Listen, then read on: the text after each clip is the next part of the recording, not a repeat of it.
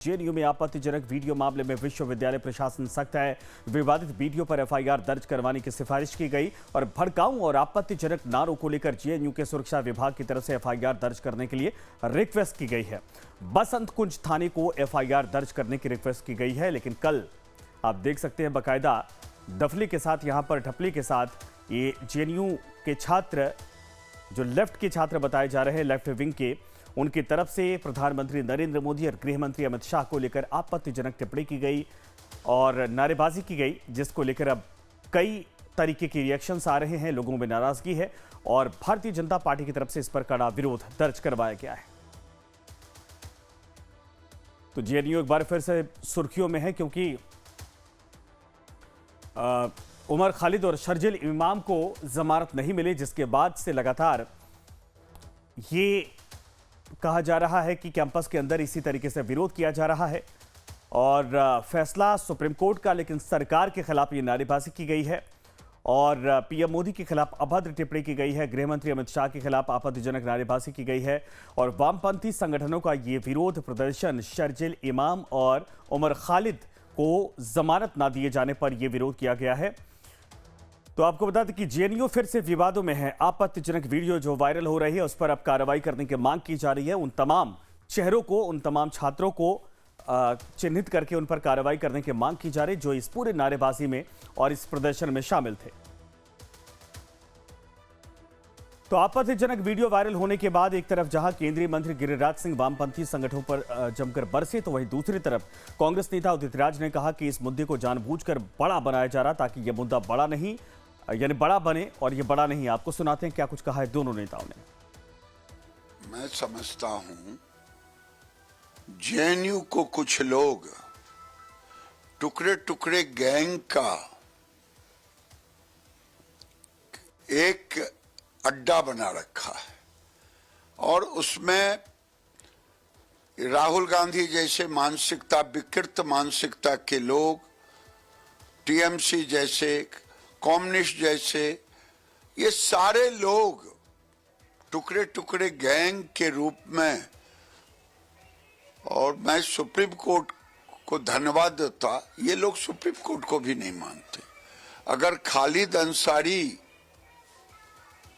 और शर्जिल इमाम के पक्ष में नारे लगाते और मोदी और अमित शाह कब्र खोदेगा, अरे मोदी अमित शाह भारत के दुश्मनों का कब्र खोदते हैं। स्टूडेंट्स हैं, आक्रोश में आके ऐसा कर देते हैं और उसका कोई लिटरल मीनिंग थोड़ी होता।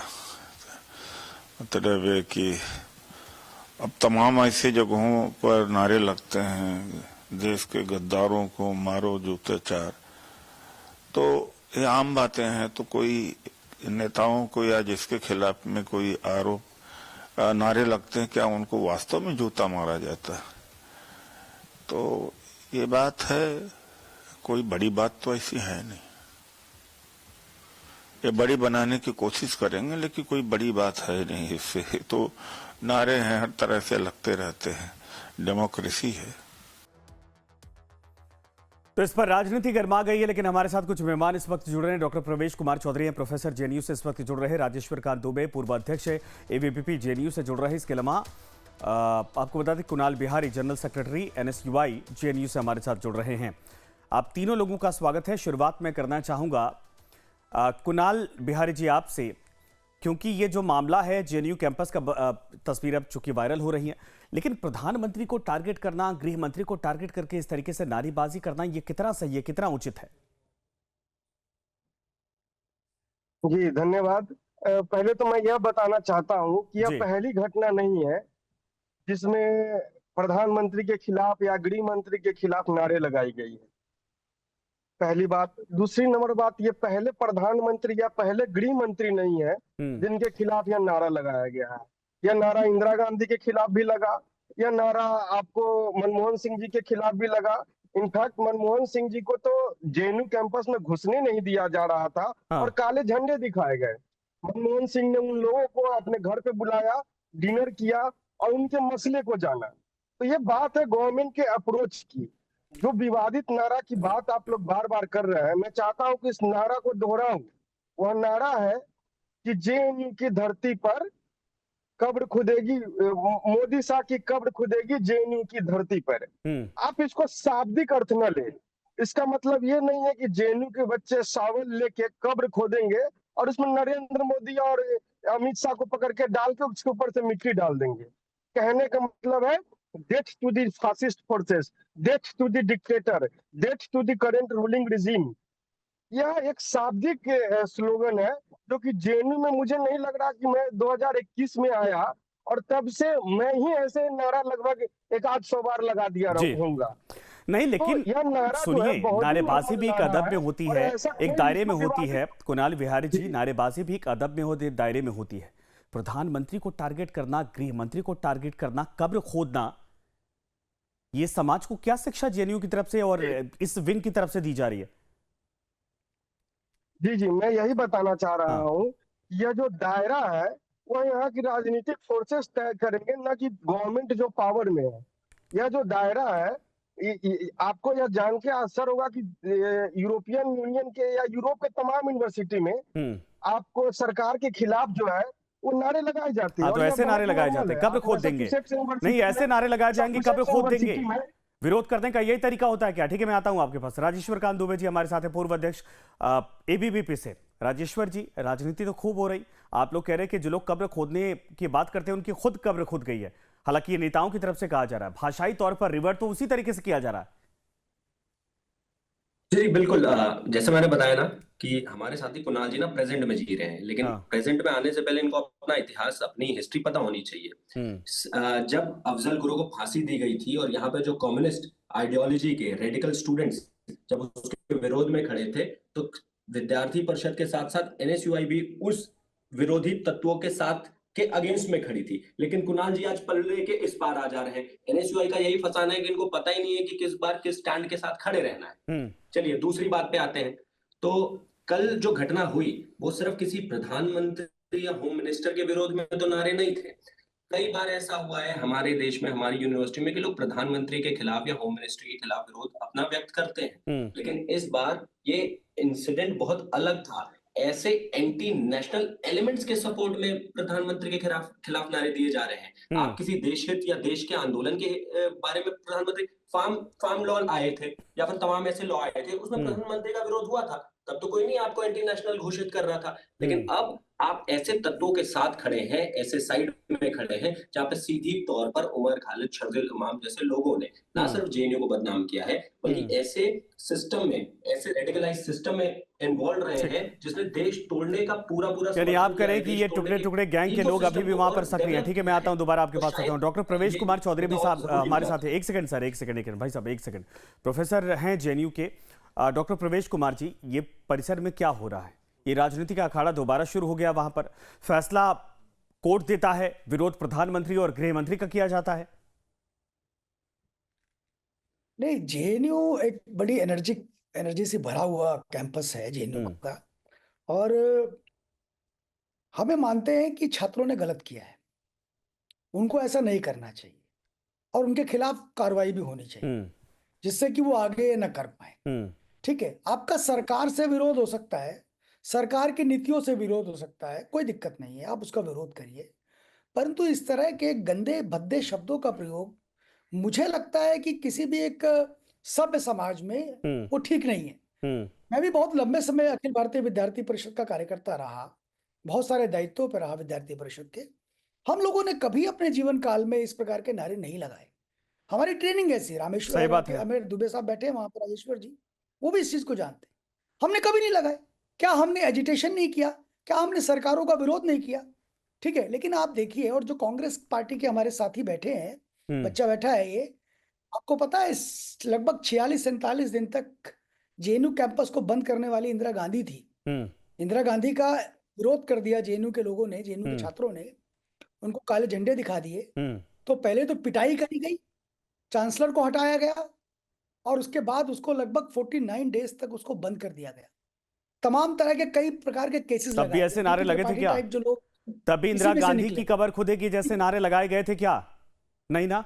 नहीं, हाँ तब तो और सभ्य तरीके, पहले की राजनीति इतनी असभ्य नहीं थी जितनी असभ्य आप बना रहे हैं लोग। हाँ। ठीक है, आपका विरोध हो सकता है, विरोध करिए, डेमोक्रेसी के अंदर ये जायज है, लेकिन आप विरोध के इस हद तक पहुंच जाएं कि आप जायज क्या एक अधिकार देश है के ये। यशस्वी अधिकार है, प्रधानमंत्री, क्रिटिसाइज करिए, लेकिन सुनिए, इसका जिस मतलब ये संजय नहीं कि जी, आप शब्दों का जिस इस्तेमाल करना शुरू प्रधानमंत्री कर दें। के ठीक है बारे सर, मैं में आता हूं दोबारा दुनिया आपके में एक पास, सबके परसेप्शन पास। बदला है, हाँ बिल्कुल सही। भारत का कुणाल परसेप्शन बिहारी, बदलने वाला प्रधानमंत्री, कुणाल बिहारी इसका जवाब उसके बारे दीजिए। में इतनी नेगेटिव भाई बात। इंदिरा गांधी ने भी 49 डेज तक यूनिवर्सिटी उस वक्त कैंपस बंद हुआ था, लेकिन ऐसे अब शब्दों का इस्तेमाल तो हुआ नहीं था। और इसको आप लोग कब्र खोद के उसके बाद कहते हैं कि ये बच्चों का आक्रोश है, ये कह देते हैं, हो थोड़ी नहीं जाता है, जस्टिफाई कर रहे हैं। नहीं, ये हो नहीं जाता है। आप देखिए, पूरे दुनिया में, भारत को छोड़ के पूरे दुनिया में एकेडमिक इंडिपेंडेंस एक्ट है। किसी भी यूरोप की यूनिवर्सिटी में आर्टिकल 13 है यूरोपियन यूनियन चार्टर का, कि आप एकेडमिक स्पेस में जो बात बोलते हैं उसके लिए लीगल ट्रायल नहीं होगी। तो सर ये इंडिया जो की यूरोप है। सभ्यता की बात नहीं, हो ये रही है, इंडिया है जो कि यूरोप है? सभ्यता की बात हो रही है, मैं ये पहले इंडिया है जवाब कि दे यूरोप दूं। है? क्या जिसके ये जिसके लोग, खिलाफ मर्जी उसके इंदिरा खिलाफ कुछ गांधी भी का बोल पुतला देंगे। नहीं फूके हैं? फ्रीडम ऑफ स्पीच का क्या मतलब कभी यही ये होता है लोग, क्या? मनमोहन सिंह का पुतला नहीं फूके हैं? हाँ बात बात देखिए, politics is the part of performance, और इस परफॉर्मेंस में नारे लगाए जाते हैं, और यह नारा पूरी तरह से मर्यादित नारा है। इसमें शाब्दिक अर्थ पे बात ही नहीं हो रही है। या बात हो रही है कि जो फासिस्ट फोर्सेस है उसकी डेथ हो, या बात हो रही है कि जो रेडिकल फोर्सेस है उसकी डेथ हो। तो मुझे नहीं लगता कि इस बात में कोई मतलब इन नारों गलती को है। हम और छात्रों का आक्रोश मान लें, एक बात नॉर्मल मैं नारा कहना मान लें, चाहूंगा भारत कि जो तेरे सभ्य टुकड़े और होंगे सभ्यता की बात इंशाल्लाह इंशाल्लाह, इन नारों को हम ठीक हो जगह रही दे है। दें, है ना? इन नारों को जगह दे देना। आज प्रधानमंत्री की कब्र खोद रहे हैं, कल भारत के टुकड़े करते हुए नारेबाजी करते हुए दे रहे थे, इसके बाद न जाने और अगली लकीर कौन सी कितनी बड़ी खींचने की तैयारी करेंगे। इनको छोड़ दिया जाए इसी तरीके से।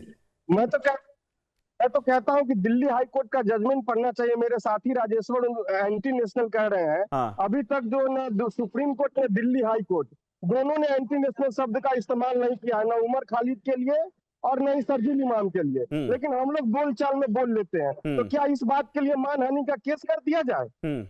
कानून की जगह सीमित होनी चाहिए। तो विरोध करने का तरीका ये नहीं होता है ना कुणाल बिहारी जी, विरोध करने का तरीका ये नहीं होता कि किसी की आप कब्र खोदना शुरू कर देंगे। आंदोलन करते हैं। ये गांधी का देश है, ये गांधी का देश है, ये कब्र खोदने वालों का देश नहीं है।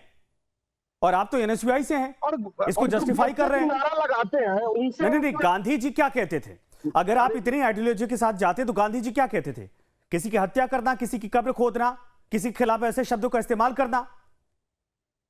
मुझे बताइए किसी दस्तावेज में इस तरीके से लिखा है? एक तरफ गांधी की बात करते हैं, एक तरफ कब्र खोदने की बात करते हैं। गजब है ये सब, है ना? ठीक है राजेश्वर जी, जजमेंट पे मत जाइए। जजमेंट पे अगर गए होते ये लोग तो कोर्ट के जजमेंट का हवाला देते, प्रधानमंत्री और गृह मंत्री का कब्र खोदने की बात नहीं करती। ये फैसला इनका नहीं था। ठीक है, मैं आता हूं दोबारा। राजेश्वर जी, एक बार और मैं थोड़ा सा और इनको फिर से पास्ट में ले जाने का प्रयास करूंगा। दरअसल उमर खालिद या शर्जिल इमाम को किसी एक इंसिडेंट की वजह से जेल नहीं हुई है। उनका अगर आप पास्ट उठा के देखें तो ऐसे ऑर्गेनाइजेशन, ऐसे फ्रंटल ऑर्गेनाइजेशन से जुड़े हुए हैं जो कि टेररिस्ट आउटफिट के अंदर आता है, जो कि भारत सरकार के द्वारा बैंड है। वो बीजेपी और कांग्रेस ने बैन नहीं किया है, भारत की प्रतिष्ठित सरकार ने बैन किया है। और आपको और ध्यान हो तो 2014 के पहले बैन है जब आपकी कांग्रेस की सरकार हुआ करती थी। उमर खालिद, आप क्या बुरहान वानी को टेररिस्ट मानते हैं? नहीं मानते हैं। ये वही उमर खालिद है जो बुरहान वानी की बरसियां मनाता है, उसके लिए फेसबुक पोस्ट लिखता है। मैं आपको व्हाट्सएप कर दूंगा, एक बार चेक कर लीजिएगा कि जिस उमर खालिद की बेल के बारे में आप बात कर रहे हैं उसको सेंट्रल कॉन्स्पिरेटर घोषित किया गया है। दिल्ली दंगों में जो 50 लोगों की जान गई है उसका दोषी पाया गया है। हमारे साथी अंकित शर्मा जो आईबी में एम्प्लॉयड थे, उनको चाकू से गोदकर नाले में फेंक दिया गया था। वो सिर्फ और सिर्फ इसी उमर खालिद जैसे दंगाई की वजह से हुआ है, इसी टेररिस्ट की वजह से हुआ है। तो इसे किसी आइसोलेटेड इंसिडेंट्स की तरह से मत देखिए, इसे एक स्पॉन्सर्ड टेररिज्म की तरह से देखिए जिसका फेस उमर खालिद है। नहीं, वो तो कहते हैं कि आप लोग डर रहे हैं कहीं बड़ा नेता न बन जाए। अच्छा बोलते हैं ये सारे युवा जो है कि, और इनका शार्प ब्रेन है, और इस तरीके से ना हो कि ये कहीं आपकी पोल खोलना शुरू करते। ठीक है, मैं आता हूं दोबारा। प्रोफेसर प्रवेश कुमार जी, अब ये बताइए, तो कह रहे हैं कि भाई साहब ये सिर्फ नारे की तरह इसका इस्तेमाल किया जाता है, विरोध करने का तरीका तो यूरोप में आप देख लीजिए। यही तो आज़ादी होती है, यही तो फ्रीडम ऑफ स्पीच होता है। और जिस दिन इनको ये कहने से आप बंद कर देंगे उस दिन ये फिर टुकड़े टुकड़े करना शुरू कर देंगे। नहीं, देखिए, सबसे ज्यादा आजादी हम्म इस देश में तो इसी तंजीम में आई है। आज इतना जो बोल रहे हैं, लिख रहे हैं, है ना, इतना क्रिटिसिज्म भी कर रहे हैं, हाँ है ना। इंडियन एक्सप्रेस में एक तरफ पॉजिटिव न्यूज आती है तो एक तरफ नेगेटिव न्यूज भी लिखी होती है। एक तरफ गवर्नमेंट के पॉलिसीज को अप्रिशिएट किया जाता है तो दूसरी तरफ गवर्नमेंट की पॉलिसीज को क्रिटिसाइज किया जाता है। हम्म इतनी आजादी क्या कभी मिली है क्या देश के अंदर? आपको भी इतने साल हो गए, मुझे भी इतने साल हो गए। ये डेमोक्रेसी है, और इस डेमोक्रेसी भारत की एक उसकी क्या कहते हैं उसको, एक उसकी आत्मा है। हम्म ठीक है ना, उसमें सब कुछ होगा। लेकिन ये जो तरीके हैं वो तरीके ठीक नहीं है, मेरा कहने का मतलब ये है। और दूसरी चीज, आप जवाहरलाल नेहरू विश्वविद्यालय जो दुनिया की टॉप यूनिवर्सिटीज के अंदर एक है, हाँ सोशल साइंसेस के अंदर उतनी बड़ी प्रतिष्ठित यूनिवर्सिटी कोई भी नहीं है देश के दुनिया में जितनी जेएनयू है। आप उसको क्या करना चाह रहे हैं? अपने ही विश्वविद्यालय को, अपने ही घर को, अपने ही परिवार को बाहर उसके खिलाफ कैसा परसेप्शन पैदा करने का प्रयास कर रहे हैं आप? आपको प्रदर्शन करना था, आपको नारे लगाने थे। जेएनयू कैंपस से बाहर जाके चिल्लाओ ना। जेएनयू कैंपस के अंदर का माहौल क्यों खराब करना चाहते हैं आप? जबकि जेएनयू इतना शांत है, अपने अकादमिक कामों में वो लगा हुआ है। अभी छुट्टियां हैं जेएनयू के अंदर, ठीक है, लेकिन बहुत सारे छात्र यहाँ रह करके पढ़ाई करते हैं, बहुत सारे आईएएस ऑफिसर्स बनते हैं, सब बनते हैं। तो फिर अब क्या छात्र करेंगे राजनीति बंद कर आप एक दीजिए। टेंशन क्रिएट नहीं, करेंगे। फिर तो छात्र राजनीति बंद कर वहां दीजिए, गेट पर पुलिस फिर खड़ी तो होगी, स्टूडेंट मीडिया खड़ी पॉलिटिक्स होगी। बंद कर दीजिए। वहां तरह के ये issues समाधान पैदा नहीं होंगे है, ना। ये समाधान नहीं है। विरोध करने का या अपनी बात रखने का अधिकार सबको है, और ये हमारी लोकतांत्रिक व्यवस्था में भी मेंशन है। लेकिन इसका मतलब ये थोड़ी ना कि अगर आप प्रधानमंत्री या किसी सत्ताधारी नेता के खिलाफ अगर कुछ बोल रहे तो कैंपस के बाहर जाकर बोले। हाँ, मर्यादा होती है। मैं बार बार ये बोल रहा कि मर्यादा होती है हर बात की। आप किसी की कब्र खोद कर किसी के खिलाफ ऐसे नारे लगाकर आप अपनी बातों को नहीं मनवा सकते। कुणाल विहारी जी। बिल्कुल ठीक है सर, मैं आता हूं। कुणाल विहारी जी, जी, बाहर जाइए, प्रोफेसर आप साहब बाहर अभी नारे मर्यादा की लगाइए। बात कर रहे थे। मैं बस आपको एक और घटना का याद दिलाना चाहता हूँ। हाँ आज से 3-4 साल पहले यही 5 तारीख था, जिसकी जो कल का 5 तारीख था, एबीवीपी के गुंडों ने घुस के हॉस्टलों में सबको मारा। और ये हाईली डॉक्यूमेंटेड है, आप तमाम पत्रकार इस बात को जानते होंगे। और जिन जिन लोगों ने मारा वो डिफरेंट सेंटर में आज जाके प्रोफेसर बने हुए हैं। तो वो एबीवीपी के गुंडे थे? बनाया गया नहीं नहीं नहीं, वो एबीवीपी के गुंडे थे, आपके साथी छात्र थे। कल वो एनएसयूआई के गुंडे कहेंगे। कैंपस के भीतर शब्दावलियों की मर्यादा क्या खत्म हो गई है क्या जेएनयू जैसे कैंपस के अंदर? जो मारपीट कर रहा है वो तो गुंडा ही है। तो ये तो आपके ऊपर भी वो आरोप लगाते हैं। दूसरी नंबर बात, हाँ मर्यादा की बात कर रहे हैं। दूसरी नंबर में बात बता रहा हूँ, आप इस पर डॉक्यूमेंट्री बनाइए। जिन लोगों का नाम था उसमें, उस घटने पर मारने में, वो सारे लोग आज जीयू और जेएनयू में असिस्टेंट प्रोफेसर बने हुए हैं। आप एकेडमिक इंडिपेंडेंस की बात करते हैं। जेएनयू में निवेदिता मेनन जैसे तो एक एग्जांपल आप लोग सब लोग जानते हैं। अरे फालतू बात में बीच में सुन लीजिए भाई परवेज जी, बीच में सुन लीजिए। आप फालतू बात कर रहे हैं भाई, आप फालतू बात कर रहे हैं। आप चिल्लाइएगा तो चुप हो जाइए। जेएनयू से नहीं है, अनफिट लोग हैं, चिल्लाइए मत। बच्चे अनफिट लोग हैं कि उनको किसी जरूरत है? कैंपस का अखाड़ा इसको मत बनाइए मंच को। बारी बारी से अपनी अपनी बात बोलिए। कुणाल बिहारी जल्दी जल्दी, कुणाल बिहारी जल्दी बोलिए। आप बोलेंगे तो मैं आपकी सुनूंगा। मैं उंगली उठा के अपनी बात की, मैं उंगली उठा के अपनी बारी की व्यवस्था इंतजार कर। अरे बात पूरी करिए, बात पूरी करिए कुणाल जी, बात पूरी करिए जल्दी से। पूरी करने दीजिए मुझे, बात तो पूरी करने दीजिए मुझे। अरे बोल तो लीजिए भाई साहब, उधर की बात लेके आप ही की बारी है। 5 जनवरी की आप बात कर रहे हैं तो आपको ध्यान हो कि आपके कुछ छात्र पीटे गए थे, सफाई के गुंडों के द्वारा विद्यार्थी परिषद के साथ प्रोटेस्ट में शामिल हुए थे। उनको इंसाफ दिलाया जाए। 5 जनवरी को पूरे दंगे पूरी प्लान कमेटी से एसएफआई एएमयू जामिया के लड़के आए थे, के छात्र साबरमती हॉस्टल पे भेजा, हॉस्टल पे अटैक किए थे, सब मुड़ते। मैं उनमें से एक विक्टिम हूं। मुझे हिम्मत ने दौड़ाया। एक सेकंड बारी बारी से देखिए, आप लोग दोनों लोग एबीवीपी से जुड़े हैं, वो अकेले एनएसयूआई से हैं। हमारा मसला अलग है, हमारी शब्दावलियों को लेकर चर्चा है, जो नारे लगाए गए हैं उसको लेकर। पिछले इतिहास को बाद में बताइएगा। मुझे ये बताइए क्या ये सही है? नहीं, ये बताइए मुझे क्या ये सही है? क्लोजिंग आर्गुमेंट देना चाहूंगा। राजेश्वर भाई एक सेकंड, राजेश्वर जी एक सेकंड आप रुक जाइए।